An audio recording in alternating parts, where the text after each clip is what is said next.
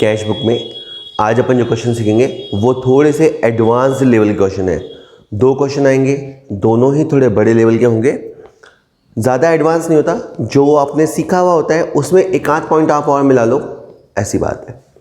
Question, record the following transaction in cash book of Ramakrishna and sons. तो रामाकृष्णा के लिए हम ये अकाउंटिंग करने वाले हैं और क्या कहा है, कैश बुक बनाओ। अब इसने हमें नहीं बोला सिंपल कैश बुक चाहिए, बैंक कॉलम कैश बुक चाहिए, ट्रिपल कॉलम कैश बुक चाहिए, तो अपन एक 3 कॉलम कैश बुक बना सकते हैं। ठीक है, अगर आपके स्कूल में केवल बैंक कॉलम कैश बुक ही सिखाई हो तो वो बना दो।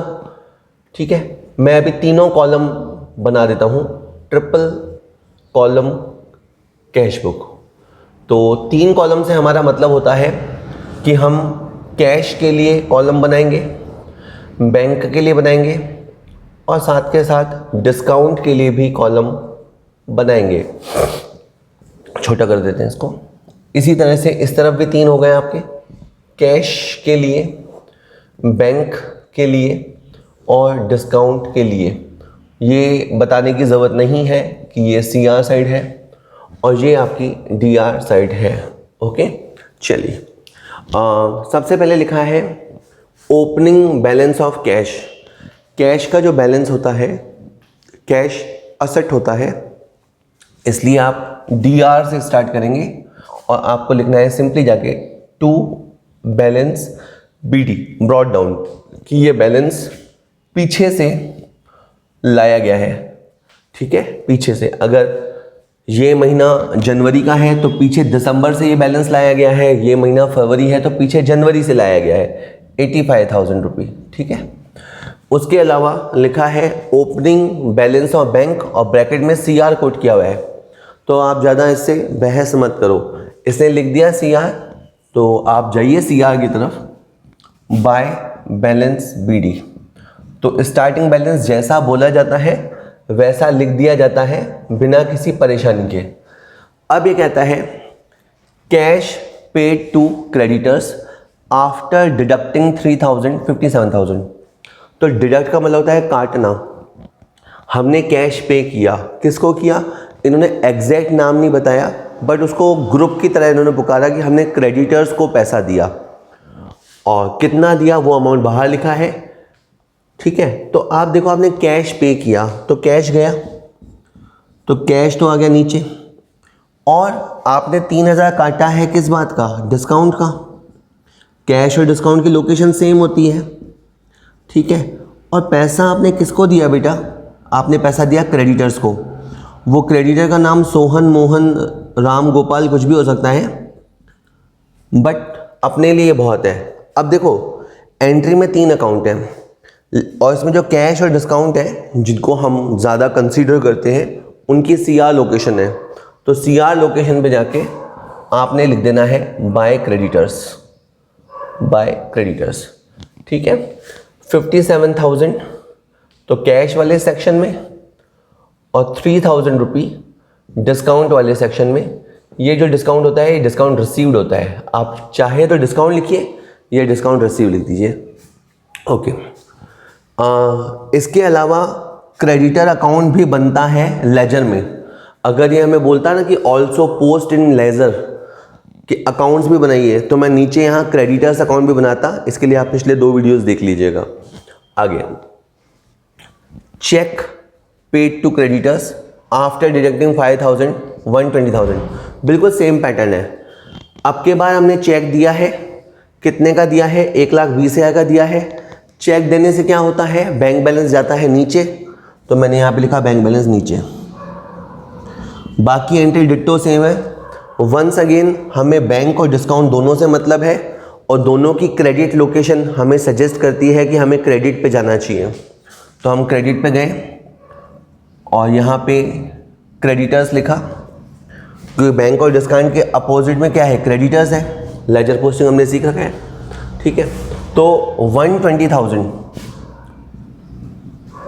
तो हमने यहाँ लिखा और इसके अलावा 5,000 रुपये हमने डिस्काउंट में भी लिखा। चलिए आगे देख लेते हैं। Capital introduced by way of cheque. Capital introduce का मतलब होता है पैसा लगाया। पैसा कौन लगाता है? ओनर लगाता है। ओनर जो पैसा लगाता है उसको क्या बोलते हैं? कैपिटल बोलते हैं। कैपिटल क्या होता है? सीआर होता है। अब ये बातें मैं बोल रहा हूँ इसलिए टाइम लग रहा है, वरना तो ये आपको फ्रैक्शन ऑफ सेकंड्स में आ जाएगा। अगर आपने पढ़ाई कर रखी है, पुराने वीडियोस अच्छे से देखें, और खुद खाली वीडियोस देखने से भी नहीं होता, अगर आपने खुद ने रजिस्टर उठा के प्रैक्टिस कर रखी है तो डेफिनेट आप जानते हैं कि ओनर जो पैसा इंट्रोड्यूस करता है उसे कैपिटल कहते हैं। यहाँ वर्ड लिखा हुआ ही था कैपिटल, लेकिन यहाँ पे लिखा है बाय वे ऑफ चेक, तो उसने चेक बना के दिया है। ठीक है, तो बैंक DR टू कैपिटल। और मैं रियल बताऊँ क्या होता है, जैसे मान लो ये ओनर है, ठीक है, इस ओनर का मान लेते हैं ICI में अकाउंट है, ICI बैंक में, और इसकी दुकान है। इन्होंने अपनी दुकान के लिए अकाउंट खुलवा रखा है HDFC में। ठीक है, तो एक तरह से क्या होता है मैं बताऊं, दुकान के जो भी ट्रांजैक्शन होते हैं वो HDFC वाले अकाउंट से होंगे, और इसके जो पर्सनल ट्रांजैक्शन होते होंगे तो वो इस ICI अकाउंट से होते होंगे। इसको एक दिन लगा कि दुकान में थोड़े पैसे की ज़रूरत है, दुकान में थोड़े पैसे की ज़रूरत है, तो इसने इस अकाउंट से चेक काट के इस अकाउंट में पैसा डाला। ठीक है, इस अकाउंट से चेक काट के इस अकाउंट में पैसा डाला। तो आप देखो हुआ क्या, बेसिकली ओनर ने पैसा लगाया बाय वे ऑफ चेक। तो अपन कौन है? अकाउंटेंट है। तो अपन ये जो हो रहा है इसे नज़रअंदाज नहीं कर सकते, इग्नोर नहीं कर सकते। अपन ये कहते हैं हाँ तो ठीक है, दुकानदार ने पैसा लगा दिया तो हम क्या करें? हम क्या करें, ऐसा नहीं है। अकाउंटेंसी में each and every transaction will be recorded. Her transaction record होता है भाई। मोस्ट ऑफ द ट्रांजेक्शन, मैं हमेशा बोलता हूँ 98% ट्रांजेक्शन, 98% ट्रांजेक्शन हमारे बाहर के लोगों से होते हैं। ये जो बाहर की दुनिया है, ठीक है, 98% ट्रांजेक्शन दुकान के इनसे होते हैं, और 2% ट्रांजेक्शन ओनर और दुकान के बीच होते हैं। लेकिन हम उसको भी उतने ही ढंग से रिकॉर्ड करते हैं जैसे ये ट्रांजेक्शन है। इन ट्रांजेक्शन्स में कोई बच्चा कंफ्यूज नहीं होता, कभी भी नहीं होता। इन 2% ट्रांजेक्शन में बोलता है ओनर ने दुकान में पैसे लगाए, ये तो घर की बात है, इसे लिखने की क्या ज़रूरत है? नहीं, due to separate entity concept आपको ये ट्रांजेक्शन जो ओनर और बिजनेस के बीच होते हैं लिखने पड़ते हैं। एक बार के लिए बहुत है इतना। एंट्री बनी बैंक डेबिट टू कैपिटल। इसकी जो DR लोकेशन है, कि आप कहेंगे सर कैपिटल की CR लोकेशन है, आप इसको बोलो। नहीं, मैं कैपिटल अकाउंट बनाने के लिए यहाँ नहीं हूँ। मैं जो बना रहा हूँ वो कैश बुक बना रहा हूँ, और मेरा जो मैटर ऑफ कंसर्न है वो ये केवल ये है, कैश, बैंक और डिस्काउंट। मैं इन्हीं से वास्ता रखता हूँ। तो बैंक की DR लोकेशन है, DR में जाना है और वहाँ जाके आपने टू कैपिटल लिख देना है, और बहुत ध्यान से अमाउंट आपको बैंक वाले कॉलम में लिखना है। ठीक है जी। उसके बाद अपन बात करें तो लिखा है loan taken by way of cheque. Loan taken, आप मेन इस बात को समझिए कि हमने लोन लिया, तो जो हम लोन लेते हैं वो हमारे लिए क्या है बेटा? लायबिलिटी है। जो हम लोन लेते हैं वो हमारे लिए लायबिलिटी है, और ऊपर आ जाएगा बैंक। ठीक है, जैसे हमने किसी से उधार मांगा तो उसने हमें चेक बना के दे दिया, तो हमारे अकाउंट में पैसा आया। कितना? ज़्यादा नहीं मांगा है, 25,000 मांगा है, 25 के। हाँ, तो मैं बताया था हमने किसी से लोन मांगा, उसने हमें चेक बना के दिया, तो हमारा बैंक बैलेंस आ गया ऊपर, नीचे आ गया लोन टेकन। इस एंट्री में है 2 अकाउंट, लेकिन हमें मतलब है बैंक से, तो यहाँ आ जाएगा टू लोन टेकन। ठीक है, और 25,000 ये आ गया। ठीक है, चलिए next, outstanding wages of last year now paid. पिछले साल की जो वेजेस आउटस्टैंडिंग थी वो हमने चुका दी, तो हमारा कैश गया। हमने पैसा चुकाया तो हमारा कैश गया। आज मैं बहुत धीरे धीरे ही पढ़ा रहा हूँ, आप देखिए मैं एंट्रीज बना के, नहीं तो मैं एंट्री ओरल भी बोल सकता था, लेकिन ये थोड़ा सा अच्छे लेवल का क्वेश्चन है। अगर 11th के पॉइंट ऑफ व्यू से देखें तो अच्छा क्वेश्चन है, और बाकी अगर आप CA फाउंडेशन वगैरह के लिए देख रहे हो तो ये बहुत रेगुलर काइंड ऑफ क्वेश्चन है। तो हमने पैसा पे किया तो कैश गया, और ऊपर आ जाएगा आउटस्टैंडिंग वेजेस। तो यह कैश नीचे लिखते हैं तो उसका मतलब हमने पैसा दिया, तो ऊपर बताता है किसको दिया, क्यों दिया, तो आउटस्टैंडिंग वेजेस वास्ते दिया। अब एंट्री में कितने अकाउंट? 2 अकाउंट। हमारा अकाउंट कौन सा? कैश। कहाँ रहता है? CR में, तो CR में जाओ और CR में जाके लिख दो बाय आउटस्टैंडिंग वेजेस। 12,000। ठीक है, हम अच्छे से जानते हैं कि हमारा लायबिलिटी है, और लायबिलिटी का मतलब होता है जिस वजह से हमारा आउटफ्लो होता है या होगा। तो पिछले साल की वेजेस बाकी थी, उस वजह से हमारा अभी आउटफ्लो हुआ, पैसा हमारा बह गया। Next, cash deposited into bank, हमने पैसा बैंक में जमा कराया, तो हमारा कैश गया, कहाँ गया? बैंक में गया। एंट्री में जो दोनों अकाउंट है, दोनों से मेरी दोस्ती है, पहले डीआर में जाओ, बैंक के डीआर में जाओ और वहाँ जाके पेस्ट करेंगे टू कैश। यहाँ पे कॉन्ट्रा मार्क करेंगे जो एलएफ वाला कॉलम होता है उसमें। ठीक है, और यहाँ कैश लिखते हैं तो अमाउंट आपको बैंक में लिखनी है। और मैं इधर एंट्री की तरफ ना भी देखूँ तो यहाँ से बता सकता हूँ, यहाँ कैश आता है तो यहाँ बैंक आता है, और यहाँ बैंक आता है तो अमाउंट कैश में आता है। ठीक है, और जिन लोगों को अकाउंटेंसी नहीं आती वो वैसे ही समझ जाते हैं क्या हो रहा है। हमने 12,000 डिपॉजिट कराया तो कैश जा रहा है, तो कैश को लिखेंगे वो इस तरफ, और पैसा कहाँ आ रहा है? अकाउंट में आ रहा है तो वो इस तरफ है। ये आने की साइड है, इनकमिंग साइड है, इसको रिसीप्ट साइड भी बोलते हैं। लिखा नहीं जाता, लेकिन अगर कभी समझने का मूड करें तो ये है रिसीप्ट साइड, और ये जो साइड है ना बेटा, ये है पेमेंट साइड।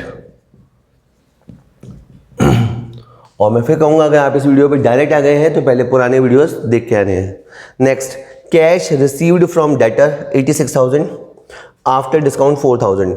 अब के बार हमें कैश मिला है, और हमारे जो कस्टमर्स होते हैं, पर्टिकुलर नाम तो नहीं दे रखा, पर हमें कैश मिला है तो कैश आ रहा है, तो मैं लिखा कैश डीआर, फिर लिखा मैं डिस्काउंट डीआर, टू नीचे लिखा debtors. So cash DR, discount DR, ये दोनों क्या है बेटा? डीआर। तो डीआर में जाना है और जाके लिखना है टू डेटर्स। ठीक है, ये बी है पर ये बी साउंड नहीं करता। ठीक है, और जितना मिला है वो कैश वाले कॉलम में लिखना है, इसे हम कॉलम बोलते हैं। और ये अब जैसे मैं जल्दी जल्दी में अगर यहाँ लिख देता ना तो ये एक तरह से रॉन्ग रिकॉर्डिंग हो जाती कि जो डिस्काउंट का पैसा है वो बैंक में लिख देता, तो थोड़ा सा अकाउंटेंट को अलर्ट होकर लिखना होता है।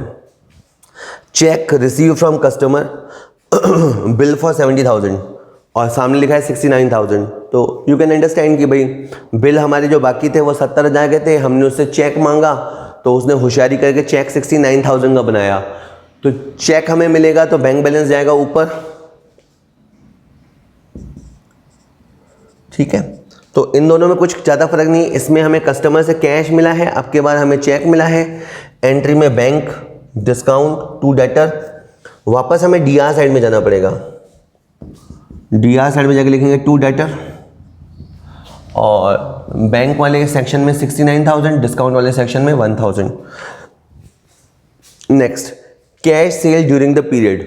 फॉर एग्जांपल ये क्वेश्चन जनवरी महीने का है, तो जनवरी महीने की पूरी सेल है 63,000, तो एंट्री क्या बनेगी? कैश आया, कैश डीआर टू सेल, तो to sales, cash DR to sales.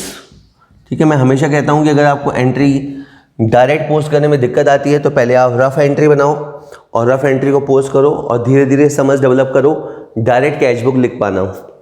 उसके बाद है rent and administrative expenses paid by cheque, तो ऑफिस चलाने पे जो पैसा खर्चा होता है उसको बोलते हैं एडमिनिस्ट्रेशन एक्सपेंसेस, और हमने उसका पेमेंट किया चेक से, तो हमारा बैंक बैलेंस गया नीचे और रेंट वगैरह आ गया ऊपर, तो एंट्री है रेंट टू बैंक। एंट्री में अभी भी डीआर है, अभी भी सीआर है, लेकिन अब के बाद हम सीआर साइड में जाएंगे और वहाँ पे जाके लिख देंगे bye rent and administration expense. ठीक है जी, तो 40,000 है। फिर से ध्यान दीजिएगा, चेक से पेमेंट है, चेक वाले मैटर बैंक कॉलम में आया करते हैं। ठीक है, इसके बाद लिखा है cash withdrawn for personal use of proprietor. अब देखो इसमें लिखा क्या है? पैसा निकाला। एकदम से आपका दिमाग चलेगा कि बैंक से निकाला, पर कहाँ लिखा है बैंक? लिखा है कैश निकाला गया पर्सनल यूज के लिए ओनर ने, तो ओनर ने दुकान से पैसा उठाया है। ठीक है, मैं हमेशा इस चीज़ को समझाया करता हूँ कि ये ओनर है, ये दुकान है और अब के बाद इसने पैसा उठाया है, तो इसके पास पैसा आया और दुकान में से कैश गया। तो अकाउंटिंग हम दुकान के लिए करते हैं, तो कैश गया और ऊपर आ जाएगा ड्राइंग्स। तो एंट्री बनी ड्राइंग्स टू कैश और हमें वास्ता है कैश से, तो हम CR में जाएंगे और CR में जाके लिखेंगे बाय ड्राइंग्स। ठीक है, तो एक बेसिक समझ होनी चाहिए कि ये जैसे यहाँ जो है ना पैसा, ये जा रहा है दुकान में से, जैसे 57,000 क्रेडिटर्स को देने में गया, 12,000 वेजेस को देने में गया, 12,000 बैंक में जमा कराने में गया और 36,000 दुकान का ओनर ले गया। देखो मुझे यहाँ देख देख के समझ आ रहा है, आपको भी आ जाएगा अगर आपने अच्छी अकाउंटिंग लगाई तो। Purchase of furniture cheque paid, अब के बाद हमने फर्नीचर मंगाया और सामने वाली पार्टी को चेक दिया, तो चेक देने से क्या हुआ, बैंक बैलेंस नीचे। चेक हमने क्यों दिया, फर्नीचर के बदले। ठीक है, मैं बार बार कहता हूँ कि एंट्री कोई सी भी क्या होती है, क्या हुआ क्यों हुआ। एक एंट्री का अगर आप मेन देखोगे ना जिस्ट, तो यही होता है कि क्या हुआ क्यों हुआ। तो जैसे अभी क्या हुआ कि बैंक बैलेंस नीचे गया, क्यों गया, क्योंकि हमने फर्नीचर लिया। बैंक की क्या पोजीशन है, CR, तो CR में आ गया आपका बाय फर्नीचर। और आपने 45,000 की चेक बना के दी है, ये पैसा आपके अकाउंट में से कट जाएगा 1-2 दिन में। Next is cash withdrawn from bank for office use, अब के बाद हमने कैश निकाला है, बैंक से निकाला है, ऑफिस के लिए निकाला है, ऑफिस के लिए निकाला है। तो कैश आया, अब कहाँ से आया, तो बैंक से आया, कैश आया बैंक से। तो कैश की DR लोकेशन में टू बैंक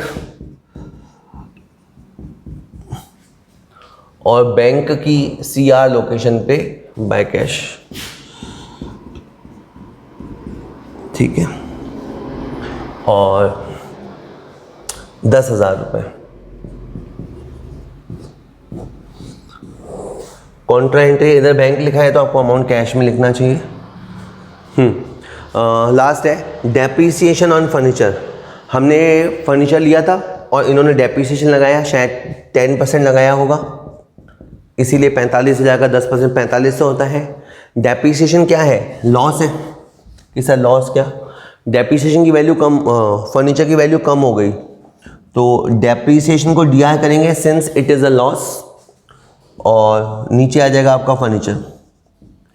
अब जैसे एंट्री है डेप्रीसिएशन टू फर्नीचर, तो ये एंट्री यहाँ पे क्वालिफाई नहीं करेगी, तो कॉम्पिटिशन एग्जामों में आपको एंट्रीज दे देगा, 4 एंट्रीज दे देगा और पूछ लेगा कि बताओ इसमें से कौन सी एंट्री कैश बुक में नहीं जाएगी। तो होने को वो मल्टीपल चॉइस क्वेश्चन है, लेकिन आंसर वही कर पाएगा जिसको पता है कि हाँ ये तो जाएगी, ये जाएगी, ये जाएगी और ये वाली नहीं जाएगी। तो डेप्रीसिएशन टू फर्नीचर, ये एंट्री कैश बुक में नहीं जाएगी।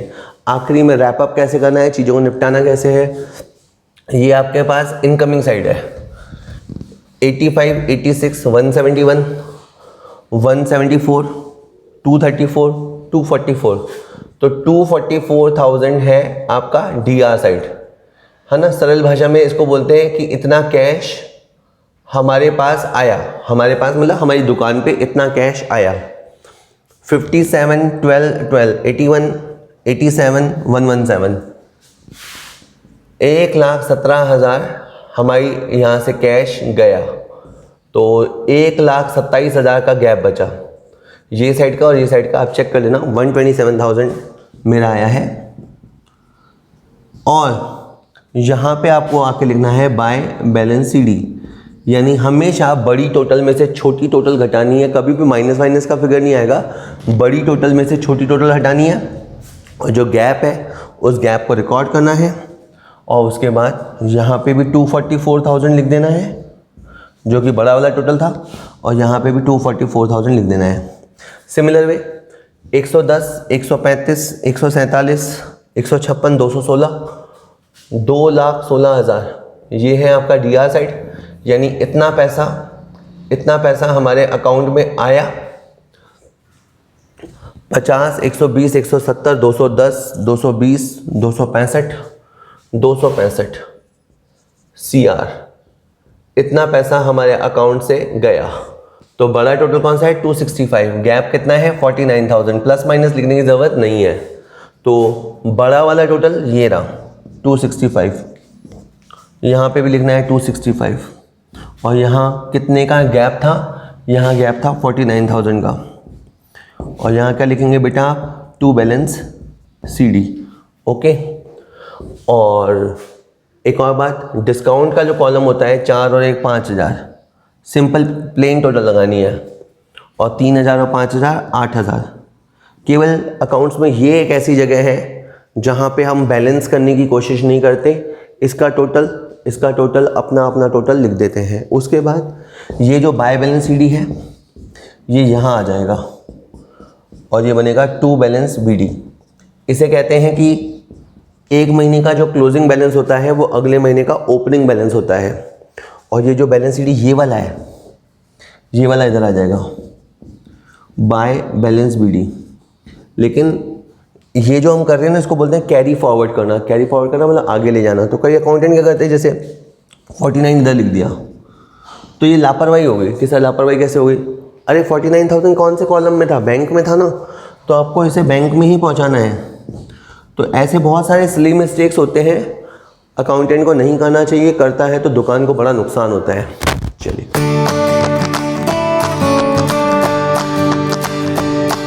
कभी कभी क्या होता है कि जो ट्रेडर होता है वो अपने पास एक से ज़्यादा बैंक अकाउंट मेंटेन करता है। दैट इज़, जैसे कोई व्यापारी है उसका ICI में भी अकाउंट है दुकान के नाम से, और फिर HDFC में भी उसने अकाउंट खुलवा लिया। बहुत सारे रीज़न से हम 2-2 अकाउंट मेंटेन करते हैं, उसमें कोई ऐसे लफड़े वाली बात नहीं है, ठीक है। तो अब अगर ऐसा क्वेश्चन हो गया तो इसका मतलब है आपको एक साथ अकाउंटेंट को 2 अकाउंट्स ध्यान रखने पड़ेंगे। तो उसे देखना पड़ेगा कि पैसा बैंक से गया तो कौन से वाले अकाउंट में से गया। Mister Ghosh maintains cash book with 2 bank columns. अब इन्होंने साफ बोला कि हमारी कैश बुक होगी जिसमें 2 बैंक कॉलम होंगे।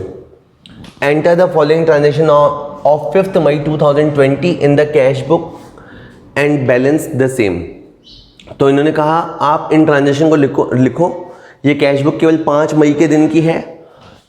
किस में लिखें, कैश बुक में लिखो, एंड बैलेंस द सेम, और शाम को होते होते बैलेंस निकालो। अधिकतर ट्रेडर रोज का रोज बैलेंस निकाल लेते हैं। ये क्वेश्चन एक दिन का है। सबसे पहले लिखा है balance in the beginning of the day. जब सुबह हुई, दिन की शुरुआत हुई, उस समय हमारे पास कैश पड़ा था 1150 रुपये। स्टेट बैंक ऑफ इंडिया जो SBI अकाउंट था उसमें पड़े थे 35,000 रुपये, और बैंक ऑफ इंडिया में हमारी हालत पतली है 3,000 नेगेटिव। तो starting position was that. Okay, बहुत ही अच्छा एक क्वेश्चन है। तो आपको लिखना है बैंक कॉलम कैश बुक। आप जो बना रहे हैं बेटा वो कैश बुक ही है, और बस आज ये है कि आपके पास ये कैश है, ये बैंक है, पुनः बैंक में 2 हैं आपके पास। एक तो स्टेट बैंक ऑफ इंडिया है, मैं SBI लिखता हूँ, और एक बैंक ऑफ इंडिया है, इसे मैं BOI लिखता हूँ। तो आप 2-2 अकाउंट मेंटेन कर रहे हैं, ठीक है। ये कैश, ये बैंक, ठीक है, और ये आपका हो गया SBI, और ये हो गया आपका BOI, ठीक है। चलिए देखते हैं।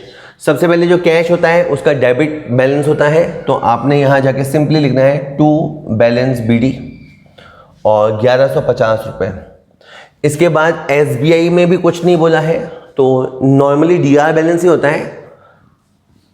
बैंक में CR बैलेंस होना बहुत ही रेयर होता है, अधिकतर हमारा पॉजिटिव बैलेंस ही होता है, तो 35,000।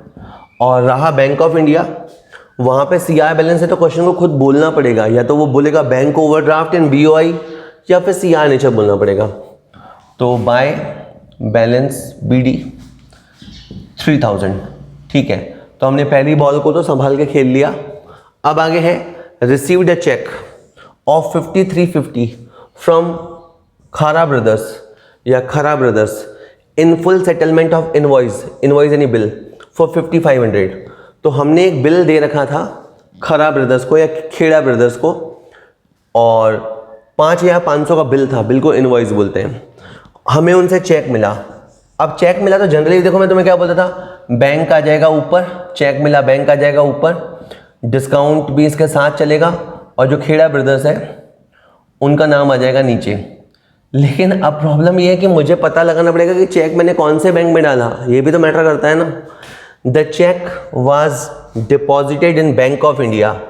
तो इसने समझदारी किया, समझदारी इसलिए बोल रहा हूँ क्योंकि बैंक ऑफ इंडिया में हालत ख़राब चल रही है हमारी, तो इसने बैंक ऑफ इंडिया में पैसा जमा कराया और उन्होंने 10 रुपये हमसे चार्ज किए एज कलेक्शन चार्ज। तो ये जो 10 रुपये चार्ज हुए इसको 2 मिनट अपन रुक जाते हैं, पहले चेक मिलने दो। चेक है 5350 की, जो बिल बना हुआ था वो था 5500 का, बीच का जो गैप है वो 150 रुपये है। तो 3 अकाउंट इसके अंदर है, बैंक ऑफ इंडिया, डिस्काउंट और खेड़ा ब्रदर्स। हमें बैंक ऑफ इंडिया में जाना है, डीआर लोकेशन पे जाना है, डीआर लोकेशन पे जाके लिखना है 2 खेड़ा ब्रो ब्रो। सो 5350 रुपये खेड़ा ब्रदर्स, ठीक है। और डिस्काउंट कॉलम हमने बनाया नहीं है इसलिए लिखा नहीं मैंने, इसको छोड़ देते हैं। और खेड़ा ब्रदर्स में लिखा नहीं, ठीक है, क्योंकि हमें लेजर पोस्ट करने के लिए नहीं कहा। बात यह है कि उन्होंने 10 रुपये काटे, किसने काटे? बैंक ने काटे।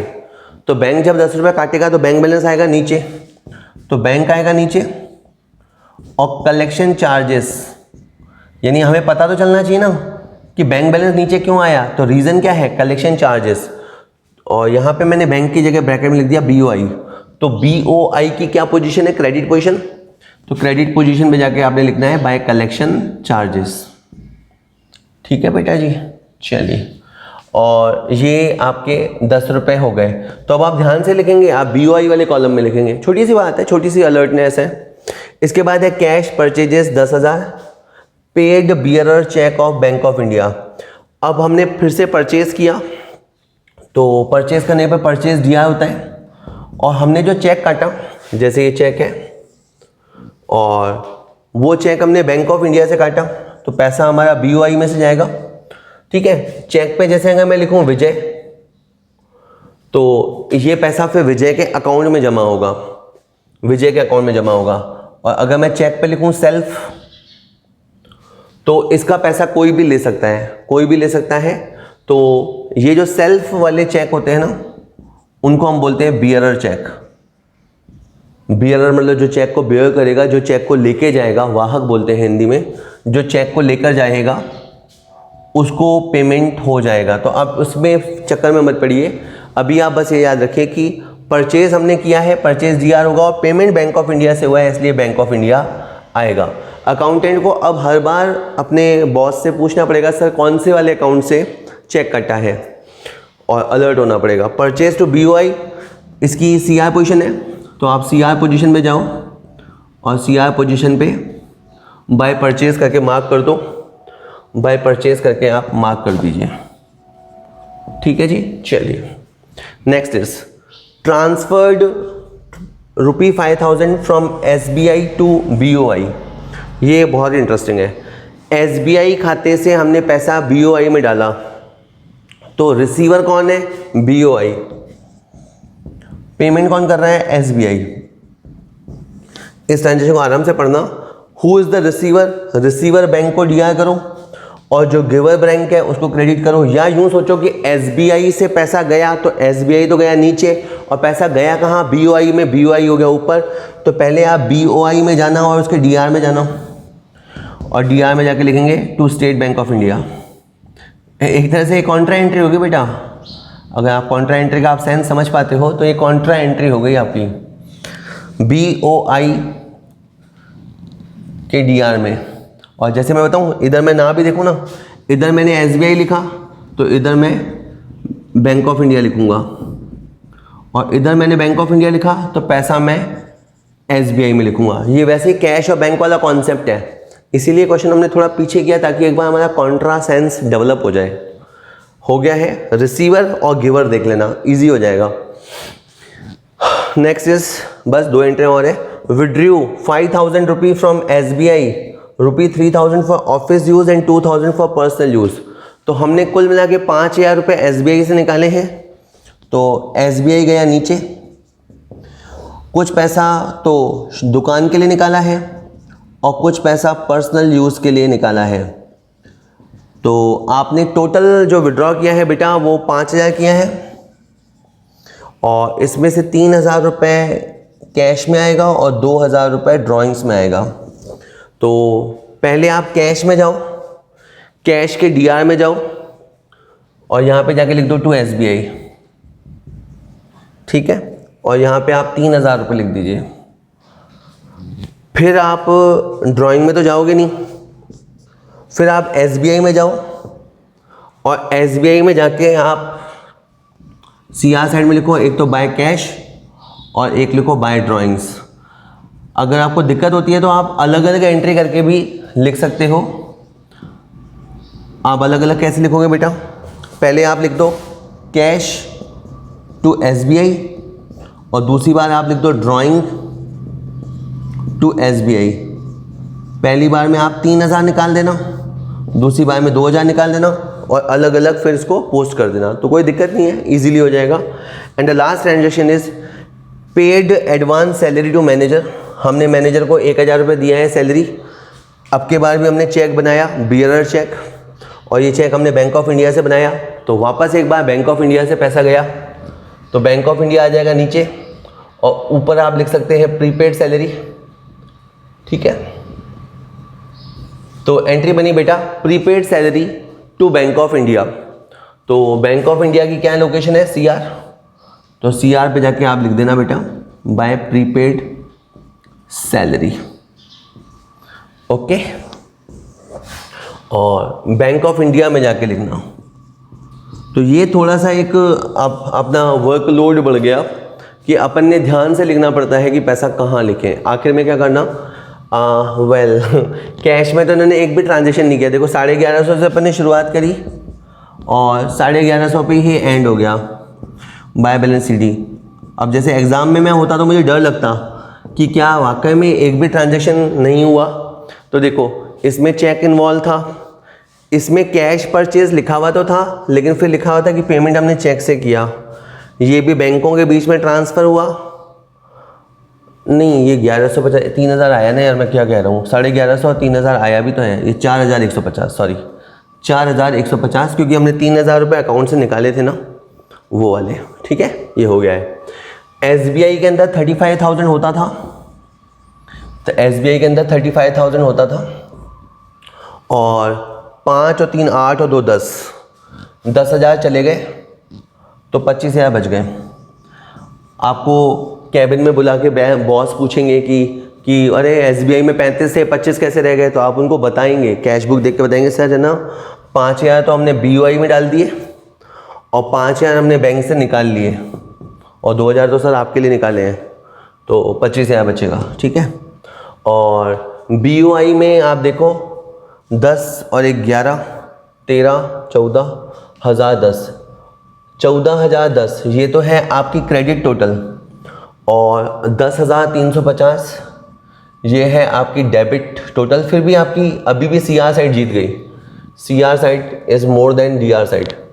0 11 में 5 गया 6, 9 में 3 गया 6 3, तो दिस इज़ 3660। अब आप बोलेंगे सर ये नेगेटिव बैलेंस है वगैरह, आप तो देखो जो बड़ा वाला टोटल है वो लिख दो, बड़ा वाला टोटल ही आप इधर लिख दो, और जो गैप है वो आप गैप लिख दो टू बैलेंस CD, ओके। और ये तो मैं बार बार और हर बार लिखता हूँ, ये बाय बैलेंस CD बन जाते हैं टू बैलेंस BD। एक अकाउंटेंट को चाहिए कि बैलेंसेस को आगे छोड़ के आए ताकि नए अकाउंटेंट को पता हो कि स्टार्टिंग बैलेंस क्या है, और ये जो टू बैलेंस CD है ये इधर चला जाएगा बाय बैलेंस BD। तो चलो आपका ऐसा क्वेश्चन भी तैयार हो गया जिसमें आप एक साथ 2 अकाउंट को मेंटेन करेंगे। चलिए।